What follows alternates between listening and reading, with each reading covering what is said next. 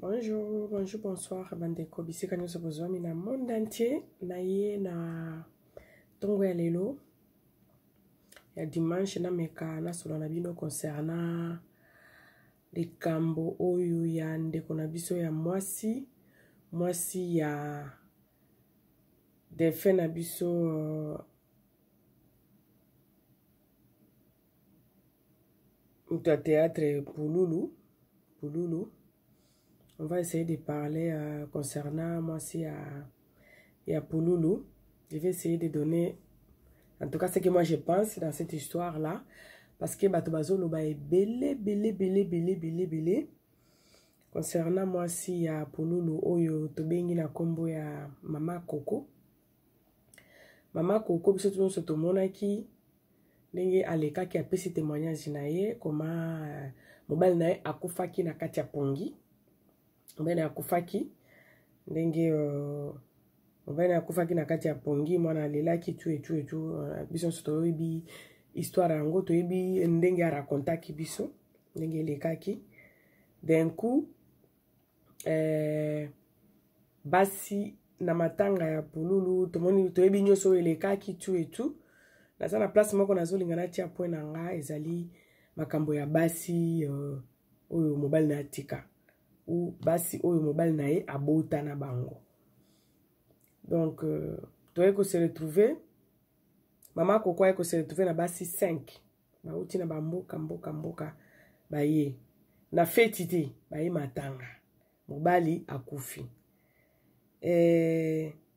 ba réaction ya mama na biso Coco mwasi ya Pululu bato ebele balobi ezo kamwisa bango tout ça. Moi j'ai l'impression que la femme là n'a pas été préparée pour ça. J'ai l'impression que mobali na ye ayebisa ye makambo nyonso wana te ke abota bato peut-être misusu ayoka mais par exemple oya mutu Angola wana ke tokabwana te tozalaki mwasi na mobali fallait na ya kutu na avril po tovanda ensemble tout. En tout cas je crois réaction ya Mama Coco eza réaction ya mwasi nyonso oyo franchement azana no responsable babeti lo lisolo batute oyo ko se retrouver na 5 basi mwasi moko pete 5 basi oyo balobi babota na mobali na yo baye ko accompagner bana bien sûr baye ko accompagner bana wana kutu c'est très bien ça mabete ke bana ba mona ebembe ya papa na bango mais le problème est que basi ango 5 wana bayaki bazolinga ba vraiment ba par exemple na yoka kine na interview oyo kene mpia na sala kina bango bazolinga ba matape na tribune l'air jour ya enterrement. Donc bazolinga pe ba mata na tribune. Moi je trouve ça vraiment même ngana osipela na ngote yo fanda mobali azalaki na succès et puis makambo zo tambole susu ndenge elongo ezalaki te. Donc makambo ezotambola susu aza suna possibilité te ndenge toyoka ki ba ami batika ye basi pe misusu bakima ye na basi 5 wana bayaki. Donc elle se retrouve na fille moko boye la fille accepte les messieurs na état oyo azanango c'est-à-dire azana eloti mais maman na biso Coco andima Pululu ndenge wana Chiko Pululu azana eloko te. Mais andimi alobino malembe on va avancer. La femme abandai kote kaselo ba témoignage na abando te kanazando. Abando te ka ba bilamba wana ba tombola boaka wana. Cette femme là se retrouve avec ce monsieur qui avait beaucoup de succès il y a des années. Maintenant azé sunelo oti. Mais moi swana andimi mobali wana bongo azanelo oti. Et d'un coup mobile yango akufi basi 5 babimi te ke ba bombana ke baloba ke to lekisa bana liboso to bombana ba misusu parmi basi wana bazolinga bazwa bango na même valeur que Mama Coco. En tout cas biso nyonso toza basi metoko ko essayer na komitia na place ya Madame Coco eza normal te. Oui, pour accompagner moi, non, bien sûr. Accompagner moi, non, c'est pas mal, c'est pas mauvais. Moi, à mon quand même, finirait à papa nae, à mon appel papa nae à souka. eza nango mabete mais ke yo mama okomi masiko na première place okoma lokola o polulu abala te mais normalement abala te bien sûr mais mwasi oyo akufi na maboko na ye na minute wana nde aza mwasi na ye quand même po bafandi baza deja na bana mibale bino bato bobande kolinga polulu bozalaki wapi bino bato bobotana polulu bino bato polulu azali papa ya bana na bino tout bozalaka wapi quand même moi quelques jours wana ya enterrement il faut botikele quand même alela mobali na ye parce que mobali akufi na maboko na ye nga penza na comprendre ba réaction ya bato bazo condamner madame Kokote hein na comprendre ngo vraiment te mobali akufi na maboko na ye basi wana na ba circonstance nini to yebite ba kabona déjà na fololo na pululu pardon ba kabona déjà na chiko pululu et mobali akufi et ça te que asali soki nini o azui grade te akufi mais pourquoi ba ya kobima pourquoi ba yeba na penza pourquoi tout ça et ça na sens te pululu peto yebi biso nyo so atiki logo te même ndako ya pamba tikite baleli na ndako ya famille siko basi wana bazoya po kaka mwa eloko wana mama soki mama na bango beloko mama mwasi ya ex-président na biso apesi nde akokabola na bano bauti ba Angola bauti ba Pointe Noire et tout non quand même nga penza nazali pour likambo wana te. Ce que je voulais dire ici c'est que c'est bostika mwasi wana tranquille abongisi mobali na ye o bavandi ndako moko basi oyo bayaki bauti mabala na bango babali baza bamisu baza na baliasi na maboko donc bazongela mibali na bango émission oyo Ken Piana asalaki na bango ezalaki nango mabeti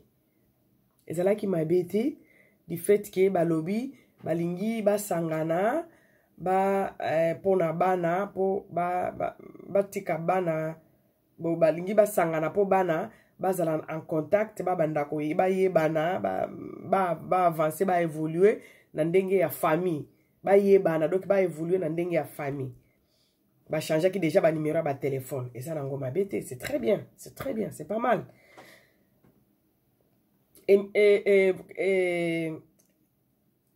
Ken Piana sali na bango émission eza nango pe mabete balobi bato ba okiko aider bango na poto tout pour que to bengango association na bango wana etambola ya kotinda ke bana bayebana eza nango mabete parce que oui enfant eza penza malamu eza idée ya bien po bayebana bazala bayebana ke baza bandeko parce que ya kokoma lobi kuna ke moko aye kosuko kokubala ndeko naye donc po batika na contact bayebana bango balingi basala association na bango wana et puis muto bato bakolingo aider bango à partir à poto ba aider bango en tout cas c'est une bonne idée très bien c'est un problème té mais là où il y a mon souci et là on ni Coco a à foudre avec ces 5 femmes là et là on ni Coco azanango na problème na bana ba 5 wana basali association na bango po bana bayebana c'est pas examen bête mais si Coco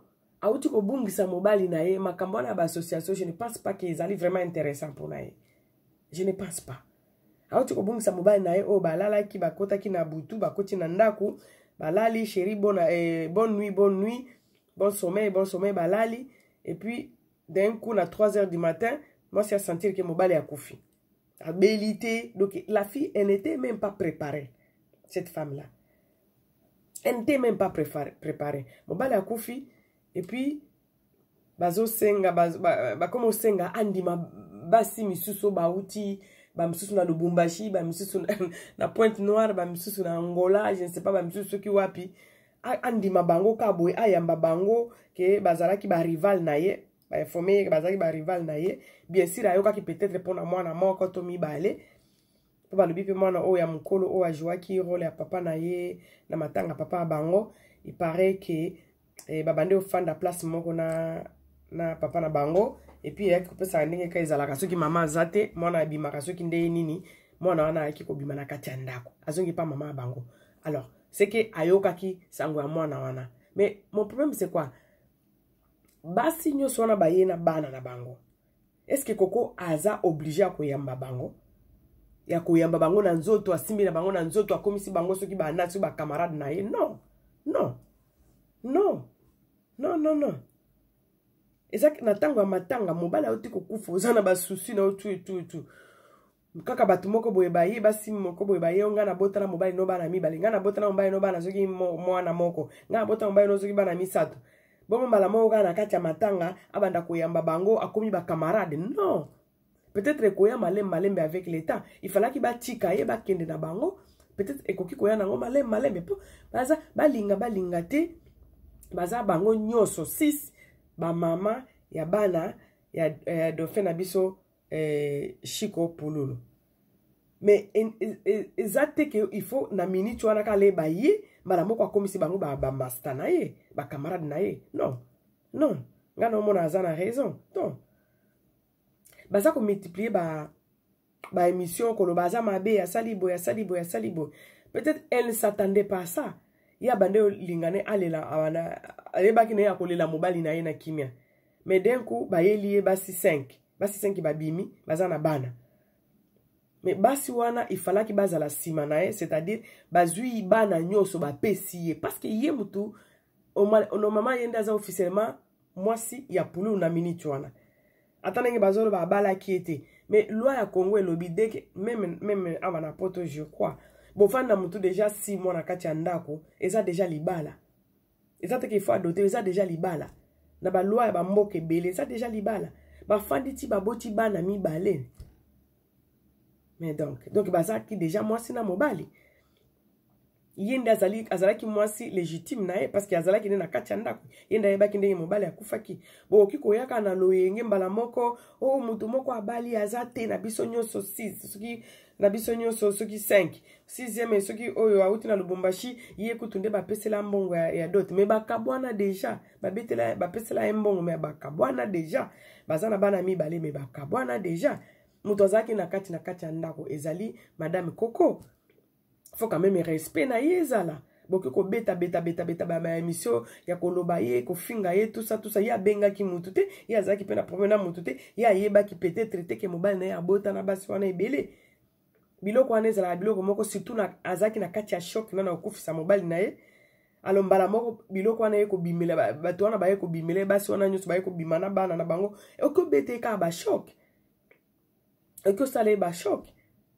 C'est pas que oh moi si comme on peut ça biso ba penser belé est-ce que il faut penser ko tala e malamu ndenge nini azo ganga azo benga na baninga non azaki surpris na ba choc ya kokufisa mobali ba ko bimisolo su bambanda na bana na bango et puis bozala na même niveau na bango na kati ya matanga wana non soki maman Oliva apesa ki mbongo ayeba ki na ndimite ki ayeba ke basi msusu baza soki wapi na bana aboyi pe makambo ya bana te soki bapesi soki 2000 soki 3000 soki 5000 pardon akabola na bato oyo na bana oyo baza na ba mama na bango pe bakota mabala bomona te place ba papa moko boye abali mwasi moko boye et puis abokoli mwasi ya mwana ya mwasi wana ezala kati me bana wana baza na ba papa na bango ba papa babokoli me ba oya ye baza na mutu te neti oyo awutaki na Angola elle est encore trop jeune. Trop jeune, na mona kote place ya ko discuter te, aza trop jeune, aluka mobali ya bala ye. Mobali soki bobeti déjà 6 a soki 5 a bovanda ka susu ndako mote. Ayaka kaka quelques jours, quelques mois azongi. Alors, muto ba kufine ndako moko. Nde mwasi na ye. Madame Coco n'a rien à foutre na ba madame wana. En tout cas, je suis désolé. Madame Coco aza na problème na basi wana te. Pour na vraiment Madame Coco aza na problème na basi